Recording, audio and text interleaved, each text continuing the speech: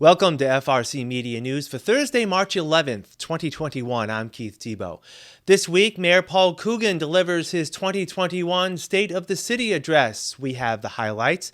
The school committee has finished its latest evaluation of Superintendent of Schools Matthew Malone, and Fall River residents are asked to complete the annual city census. All this and more coming up. A pair of milestones reached this week in the COVID-19 pandemic. Wednesday marked the one-year anniversary of Governor Charlie Baker's declaration of a state of emergency in Massachusetts. And it was 1 year ago today that the World Health Organization classified the spread of COVID-19 as a worldwide pandemic. An update now on the distribution of the COVID-19 vaccine. Beginning today, K through 12 teachers, childcare workers, and staff can begin to make appointments to receive the vaccine. And beginning tomorrow, Friday, the state is changing the way residents can apply for an appointment by launching a pre-registration website for people to get on a waiting list to receive the vaccine. Governor Charlie Baker announced the pre-registration plan yesterday, which will set appointments for now at all of the state's 7 max vaccination sites. Starting on Friday, eligible residents can pre-register to book an appointment online or by calling 211 if you're unable to use a computer. Residents will provide basic contact information and attest to their eligibility and choose their preferred means of contact, either by text, email, or phone for appointment updates. When an appointment becomes available for an eligible resident in their area, they'll be notified and they'll have 24 hours to accept the appointment. Residents will also receive a weekly update on their status and have the opportunity to opt out of pre-registration if they wish to do so at any time. Eligible residents can pre-register and still seek appointments at other locations. We should all remember there are 170 public vaccine sites statewide that post appointments regularly. The city of Fall River this week held a virtual town hall to address some of the concerns and misconceptions around the COVID-19 vaccine. Dr. Eliza Lacerda de la Cruz from South Coast Health says there's no scientific reason to believe the COVID vaccine is not safe. The vaccine happened quickly, but no corners were cut. So all the phases that you go through to approve any other vaccine were taken for these 3 vaccines. And that's basically you go to the lab, and in the lab you test if the vaccine target that you chose will elicit antibodies that will block the virus actually, and they play with the virus in the lab. And then they give it to a couple of hundred people with different doses, and they measure how much you need to be effective. And then a couple of thousand people, and then you saw the last phase 3 trials when they enrolled 60,000 in one hand, 50,000 in the other. So all the specific steps you have to follow to approve every other vaccine were followed with these 3 vaccines. So the safety and efficacy were proven the same way we've done it before. So that's why we can be confident that they are safe and effective.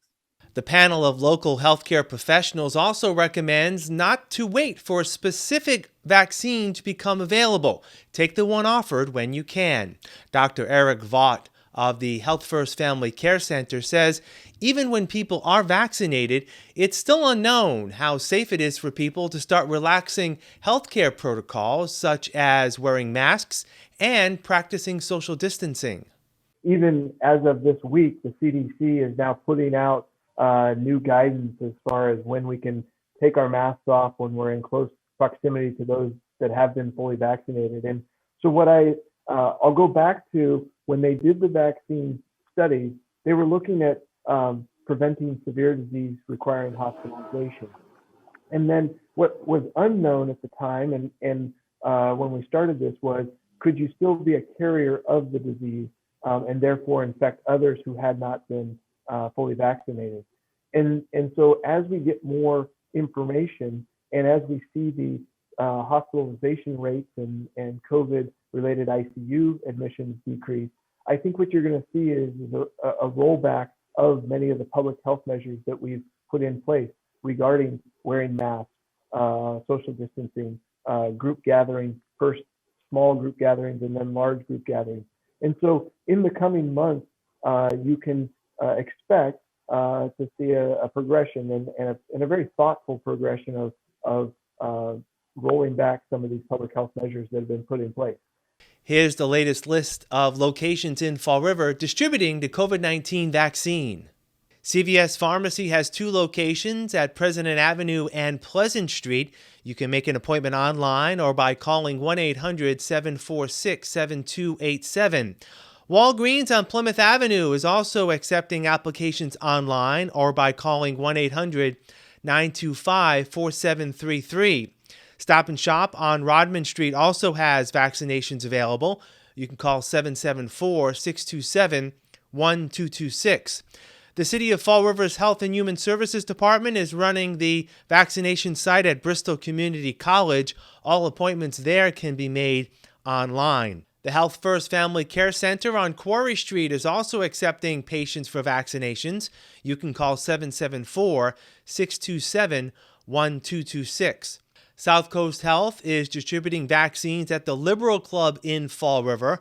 All appointments must be made through the hospital's MyChart application. You can find out more at the South Coast Health Hospital website. And finally, the regional Max vaccination site at the former Circuit City store in Dartmouth is still also accepting vaccinations.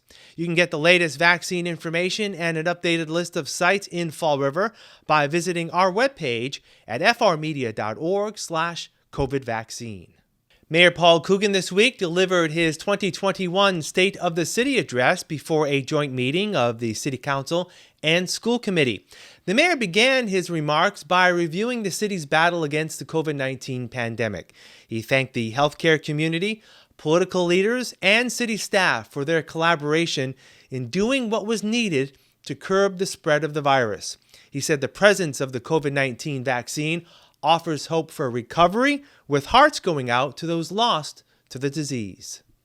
However, vaccines didn't come soon enough for far too many of our residents. Early on in this pandemic, our nursing homes were almost like war zones. Their staff often fought to keep those residents safe from the virus, but they could not save everyone. We have lost 331 of our residents, both in and out of nursing homes. And many of these residents passed away in distressing circumstances, where loved ones may not have even been able to say goodbye. There is no denying the impact that the virus has had on all of us. We have a lot of work to do to recover, to get our students back in the classroom, to revive our arts and cultural events, to support our businesses as hopefully they return to normal. We must bring back lost jobs and ensure that families can survive through these very difficult times. While the pandemic took up much of the city's energy, Mayor Coogan also took time to reflect upon his accomplishments during his first year in office. Among them, his initiatives around public safety. We appointed a new police chief, Jeff Cardoza. In the last year, we have seen a dramatic drop in all but 2 of the 8 areas of both violent and property-related crimes. We've hired former Boston Police Commissioner Ed Davis to do a performance audit on the Fall River Police Department. We expect that report later this month. We've expanded professional development opportunities for our Fall River Police Department, including de-escalation training and conversational Spanish. We are now piloting a body camera program after successful negotiations with the police union. We're getting ready to roll out the cameras for our walking beat first. We obtained $50,000 for a neighborhood policing program. We formed partnerships between the school committee and the city to install 20 surveillance cameras, 10 permanent and 10 mobile. We also allocated $100,000 for turnout gear for the fire department, and we're also finalizing separate plans for a state-of-the-art building for EMS. We have also provided the fire department with the equipment and heated tent necessary to run their very own COVID-19 testing site. And we're currently exploring opportunities for the SAFER grant to hire 5 additional firemen. We just welcomed 8 new members to the department 2 weeks ago. Despite the pandemic, Mayor Coogan also touted the collaborative effort to maintain a high level of education for city students. Working with the school committee, we developed plans for the reopening of the Fall River schools through a hybrid model. We helped to secure funding for Chromebooks and hotspots to ensure all the kids had access to remote learning. I thank our private sector partners, Amazon, Verizon, and Comcast, for giving back to this community and meeting our students' needs. Today, we have returned our elementary and middle school students to hybrid learning, with Durfee students returning in the next few weeks. We have strengthened city oversight at the Durfee construction site and are still planning for our fall opening. I truly believe this school will be an asset for generations of our students to come. We have improved all of our school buildings across the city, not just Durfee. Progress is being made on the drainage and roads at Talbot Middle School. Henry Lord, we're working towards a second means of egress, and also one is being finalized for something similar at Sylvia. Among other projects, our Resiliency Preparatory Academy has improved their handicap accessibility and replaced the roof. Watson received a new roof and windows, and there are a number of ADA renovations in plans. The pandemic challenged the city to meet the needs of residents while experiencing a loss of local revenue due to mandated business closings. Mayor Coogan says despite the fiscal challenges, the city persevered. We presently have over $2 million in our free cash account. On January 1, 2020, our stabilization fund was around $7 million, and it is currently well over $9 million. Last year, after 3 months of month-to-month budgets, my budget was presented to the City Council, and with their help, it was approved. We're working with our finance team, and the city is still on track financially to meet the fiscal year 2021 budget projections. Working with our Insurance Advisory Committee and the Public Employees Committee, we developed cost-saving strategy by moving some of our retirees to Medicare and MedEx, saving the city health insurance costs and providing our retirees with additional benefits. And we continue to work with the City Council and the School Committee to make sure we meet 100% of net school spending. In February of 21, we worked with the Massachusetts Financial Oversight Board and sold bonds at one of the lowest rates in the city's history. The city's allocation of CARES money was nearly $8 million, and the city continues to work with departments to best utilize those remaining funds. And we continue to negotiate with city unions to provide fair, equitable contracts. The mayor touched upon his administration's role in local infrastructure improvements, caring for the health and well-being of city residents, and improving the overall quality of life. He also listed a number of economic development initiatives he hopes will guide the city's growth in the coming years. As we begin the second year of the Coogan administration, we will be focused on the following priorities, which I believe will move the city of Fall River forwards, hoping it to meet its full potential. I want to make a visible progress in revitalizing our downtown and Pleasant Street commercial districts by adding market rate housing and supporting mixed-use development while improving and filling our vacant storefronts. I would like to return to the days of bustling downtown with plenty of foot traffic. As we look to another round of federal stimulus funding, I want to use those funds for streets, sidewalks, and infrastructure projects. I want to improve the livability of our city by supporting our arts and cultural economy through the revitalization of the Bank Street Armory, the improvements of what is now the Durfee Auditorium, and the growth of our waterfront cultural district. I also look forward to planning and supporting community events as soon as we are able to. Every choice I make as mayor works towards goals like these. We'll have more FRC Media News right after this. Here are some job descriptions on the latest hot jobs list from the Mass Hire Fall River Career Center. Material Coordinator, Whirlpool Corporation, located at 88 Current Road, is looking for a full-time material coordinator responsible for ensuring the flow of materials necessary for all manufacturing operations. Job number 146-17634. Legal Assistant. The law offices of Richard P. D'Addario, located at 155 North Main Street, is in need of a full-time legal assistant responsible for coordinating real estate closings, preparation of documents, telephone contact, scheduling, and other related tasks. Job number 146-09890.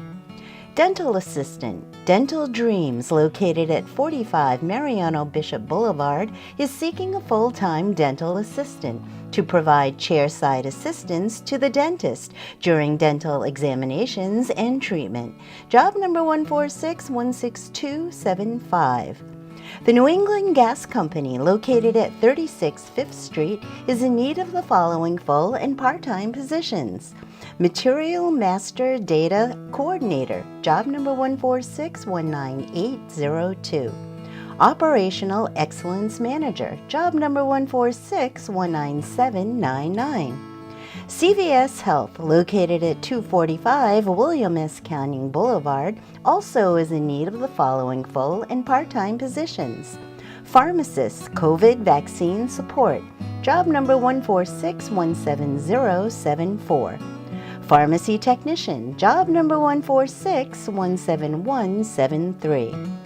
For more information on these or other positions, visit Mass Hire JobQuest at shopquest.dcs.ol.mass.gov or call the Mass Hire Fall River Career Center at 508-730-5000. The COVID-19 vaccine is here. The distribution of the vaccine is taking place in phases. Soon, everyone will have the opportunity to get vaccinated. According to the CDC, getting the vaccine helps lower the risk of contracting COVID-19, along with reducing the severity of the virus if you get sick. It also protects your family and community from infection.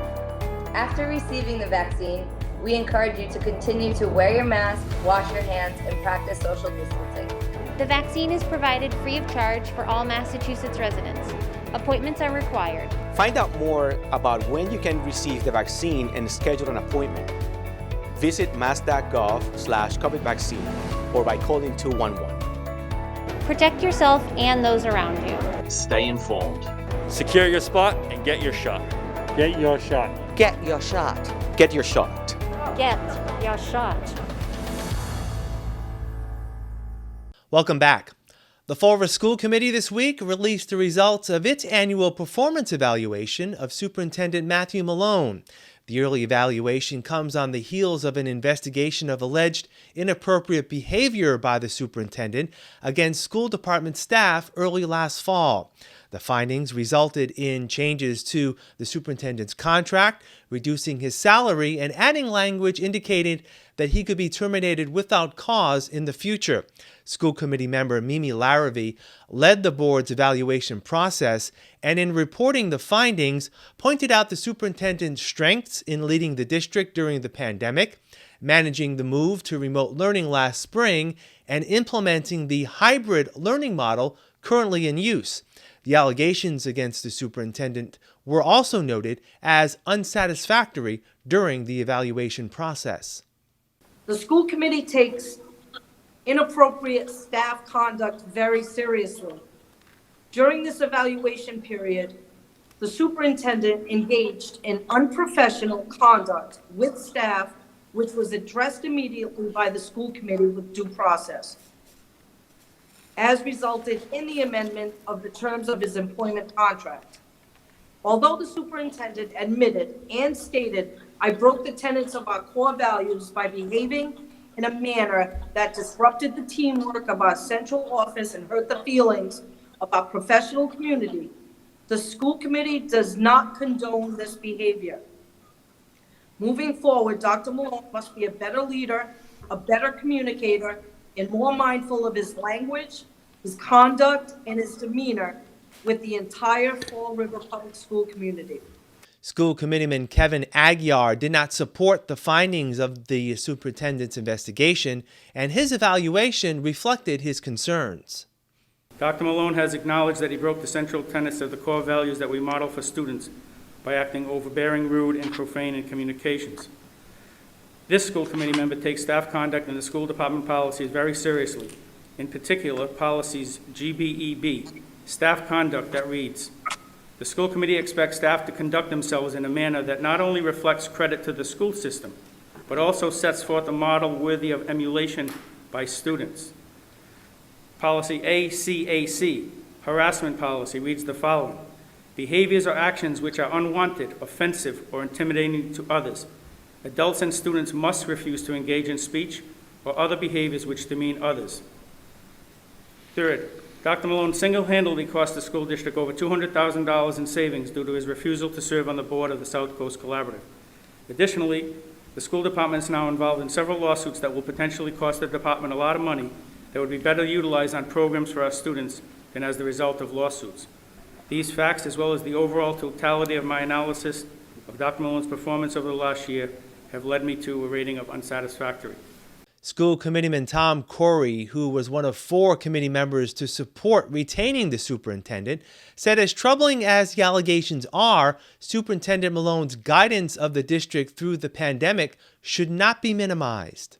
We put together an award-winning coalition district-wide, many stakeholders at the table working all together to develop a reopening plan unlike anything we've ever seen before.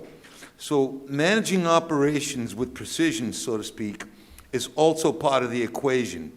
And as far as the conduct issues are concerned, okay, they have been addressed dutifully and responsibly by this committee. And I believe that in order to maintain a certain consistent progress in our district, it maintains what we have in place because it's working very well. And we need to make improvements, and that was duly noted in this evaluative report. That improvement is needed. But as far as systematic operations are concerned, the district is moving along very well. In responding to the evaluation, Superintendent Malone took exception to comments made by Mr. Aguiar, saying his allegations were not proven by the independent investigation. He pledged to continue to focus on what lies ahead for the district. I'm going to continue to do the work that needs to be done with your blessing and your guidance and governance, which we do. And I feel strongly that the feedback, I think I've definitely taken into consideration in terms of my role, my ownership of what I've done in terms of disrupting the good order of the district. And I've made improvements in those areas and will continue to do so. So as far as I'm concerned, we got a lot of work to do. We got to get into doing it. And I think the committee's got to keep working like a committee. And hopefully that happens over the next few months, and that we have a solid 7 really making decisions that drive the best interest for kids. In other school news, Superintendent Malone is working on plans to fully bring back students in grades K through 5 full-time in person on April 5th. The State Department of Elementary and Secondary Education this week announced the return of all elementary school students on April 5th, with middle school students slated to return full-time in person on April 28th. The committee also heard from many educators seeking its support against administering this year's MCAS test. The state is still requiring students to take the test, but has delayed implementation until later this spring. Mayor Coogan says he's in favor of canceling the test for this year.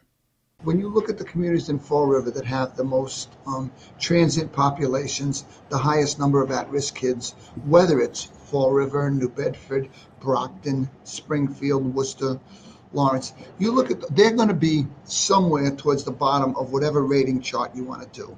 If we're going to evaluate kids who haven't had a full classroom day of instruction in God knows how long, I mean, months and months and months, and then say to them, now we're going to rate your city by how you did on this test.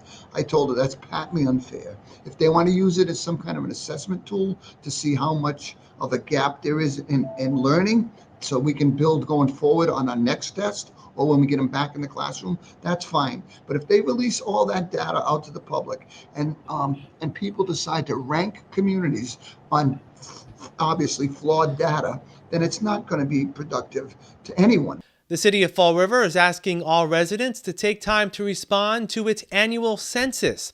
The Fall River Board of Election Commissioners mailed out the 2021 census forms a couple of weeks ago to all city residents. Chairwoman Kelly Susie Young says an accurate count of city residents is of benefit to everyone in the city. It is state required that we do it. They like to count everybody that's in the city, basically for redistricting, grant funding, how much money we receive from the city, depending on how many people live in the city. And it's just important to get an accurate count of everybody who lives here.